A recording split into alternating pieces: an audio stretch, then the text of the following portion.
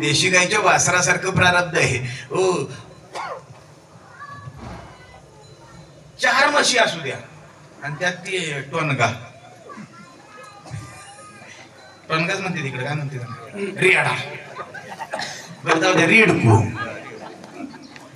ते रेडकू सोडा 4 म्हशी, ती सोडल्या सोडल्या पहिल्यांदा जी दिसती तिच्या कासत शिरत, तिनं लात मारली की म्हणतो रॉंग नंबर, चला पुढं.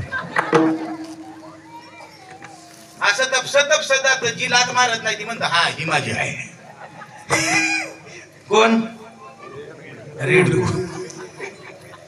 पण देशी गाईचं जे खोंड आहे ना, सोडा 100 गाई असू द्या, आणि 100 गाई असताना 100 गाईमध्ये ते सोडा बरोबर आपल्याच आई जवळ जाईल आणि आपल्याच आईच्या कासेला लागेल. तसं प्रारब्ध आहे. एवढी सगळे आपण आहोत, पण ज्याचं प्रारब्ध त्याच्याच जवळ आहे, दुसऱ्याकडे जात नाही. लक्षात ठेवा. अरे पोराचं बापाकडे नाही, बापाचं पोराकडे नाही. प्रारब्ध आम्ही नाही चुकवू शकत. लक्षात ठेवा. आम्हाला ते भोगावंच लागतं, भोगावंच लागतं. तोपर्यंत आम्हाला सुट्टी नाही. मग म्हणणार मग काय करायचं? काय करायचं नाही, एक काम करा, समाधानात राहा, आनंदात राहा, आणि जितकं शक्य आहे तितकं भगवंताचं नामस्मरण करा. बस एवढं जर केलं ना, तर आहे त्या प्रारब्धात सुद्धा आनंद मिळाल्याशिवाय आणि सुख मिळाल्याशिवाय राहणार नाही. म्हणून एकदा भजन करा. विठोबा